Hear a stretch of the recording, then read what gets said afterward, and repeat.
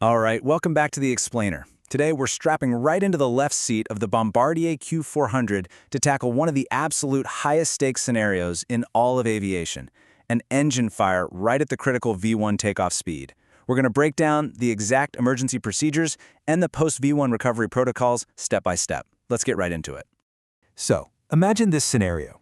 You're barreling down the runway, you hit V1, and boom, an engine suddenly erupts in flames. Now at V1, you are fully committed. There's literally no turning back, no hitting the brakes. Handling a crisis like this at or after V1 requires absolute, flawless mechanical memorization. You simply can't skip a single step, and you definitely can't let panic take over. The flight crew has to work together like a perfectly calibrated machine. Now, to nail this without skipping a beat, we have an incredibly handy trick to lock this massive procedure into your brain effortlessly. Just remember the acronym TACMEP. That's Takeoff and Warning Tones, ATC, Mayday and Altitude, Clean Up and Accelerate, Memory Actions, Extinguish, and finally, Post-Fire Checklists. Let's walk through this exact chronological sequence just as it happens in the air. Okay, diving into Phase 1. The T in TACMAP stands for Takeoff and Warning Tones. This whole thing starts with that highly choreographed call-and-response dance we're all familiar with. The pilot monitoring, or PM, calls out V1, rotate. The pilot flying instantly responds by rotating the aircraft at VR. As the Q400 gets airborne, the PM observes a positive rate of climb and calls positive rate. The pilot flying commands gear up, the PM pulls the landing gear lever up and confirms gear up, no lights. So far, so good, right? But then, the nightmare starts. The second the plane leaves the ground, pure sensory overload hits the cockpit. A massive array of auditory and visual alarms just explodes. You've got that piercing fire warning tone ringing out, and the bright red master warning light, along with the check fire detect light, illuminates simultaneously. It's designed to completely grab your attention the millisecond it happens. And right alongside those, you'll see the engine fire press to reset and the pull fuel hydraulics off handle lights blazing. The sheer discipline required here is wild. The PM has to instantly observe these lights, completely cancel all the cautions and warnings to quiet down the cockpit, and track the altitude. The moment they hit 400 feet, the PM calls out 400. In response, the PF selects heading Alt-Cell. Remember, they are flying the plane first. Moving right along to Phase 2, the A in TACMAP, ATC Mayday and Altitude. So the initial shock is past. Now, the PM steps up and calls out the exact failure, engine number 1 fire. They absolutely must check if that prop is feathered, which you'd see as a propeller RPM of 0 to 40. If it's not, they explicitly call out propeller not feathered. After canceling the warnings again, the PM gets on the radio. Mayday, Mayday, Mayday, SG-123, engine number 1 fire, maintaining runway heading, standby. Meanwhile, the PF is locked in on maintaining altitude and establishing that ultra-crucial climb at V2 speed. All right, that brings us to Phase 3, the C in TACMAP. Clean up and accelerate. This kicks in the moment the PM checks the altimeter and calls acceleration altitude. This is where we hit a critical number, 154. Once acceleration altitude is reached, the PF requests to set IAS V-climb. The PM dials in that exact speed, in this scenario, 154, and calls out IAS V-climb set 154. To do this without losing altitude, the PF just gently lowers the pitch to about 5 degrees, and the aircraft starts to pick up speed. Meanwhile, the PM is watching that speed tape like an absolute hawk, announcing the upcoming target, VFRI is 133. The second the aircraft actually hits 133, the PM calls out VFRI. The PF immediately commands flap 0. The PM verifies the speed is safe, drops the flaps to 0, and once they're physically up, confirms flap 0 indicating.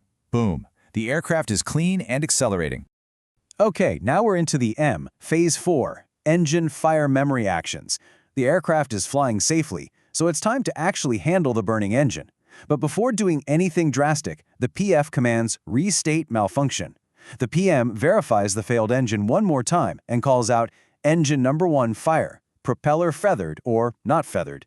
Listen, the absolute last thing you want to do is shut down the good engine, right? Under immense stress, mistakes happen. That is exactly why the PF must explicitly command the shutdown by saying shut down engine number 1, followed by officially declaring the engine fire in-flight memory actions. This kicks off a hyper-strict physical routine. Step 1. The PM physically puts their hand on power lever number 1 and calls it out. But wait, they do not move it, not yet. Step 2. The PF looks over, guarantees the PM is holding the correct failed engine lever, and says, confirmed, flight idle.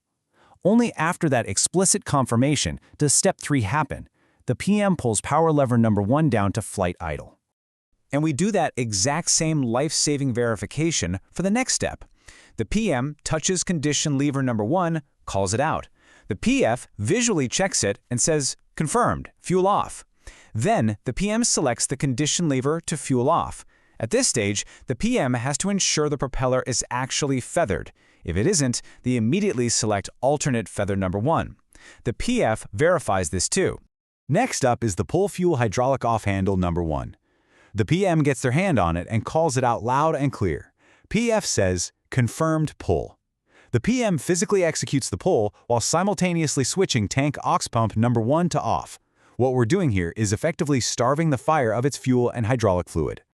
Which smoothly takes us to Phase 5, the E in TACMEP, extinguish the engine fire. We've cut the fuel, now we kill the flames. So, the PM calls extinguisher forward bottle and activates it. But here comes the really hard part. You have to start a timer and just sit there for exactly 30 seconds. 30 seconds feels like an eternity when your engine is on fire, but it's crucial standard protocol to see if that first bottle does the trick before you burn through your backup. Now, if that fire is still going after 30 agonizing seconds, the PM selects the extinguisher aft bottle, our backup. And we're strictly relying on our visuals here. When the engine fire press to reset light and the T-handle light finally go dark, the PM calls out the best phrase you can hear in this situation: fire is out, followed by engine fire in flight memory actions complete. Finally, we reach the P in TACMAP, Phase 6, post-fire checklists and PAs. This kicks in once the engine is shut down and you're at a minimum of 1,000 feet above ground level. Notice how the workload just beautifully divides here. The PF pops on the autopilot, says I have comms in control, and commands the PM to run the actual paper engine fire in flight checklist.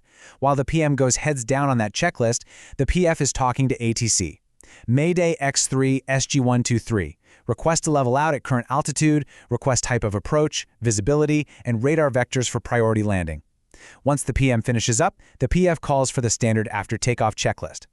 Now that the plane is stabilized and turning back, we've got to loop in the cabin crew. The PFI sets the ARCDU to PA, hits the call button, and gives them this exact, no-nonsense verbiage. Engine number 1 on fire. Prepare the cabin for landing. Then, it's time to address the passengers directly.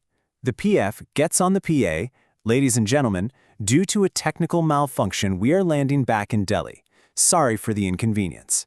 After that, the PF flips the ARCDU back to VHF for ATC, tells the PM to set up your side for landing, and once everything is dialed in, makes the final call for the approach checklist. And just like that, an incredibly complex, literally life-threatening emergency is handled with complete safety through pure structure and teamwork. So I'll leave you with this final thought. Can you mentally rehearse those TACMEP steps right now? Takeoff tones, ATC altitude, cleanup, memory actions, extinguish, post-fire. Cementing this acronym is absolutely the best way to ensure you never miss a beat when it matters most. Thanks so much for joining me on this deep dive, and keep learning.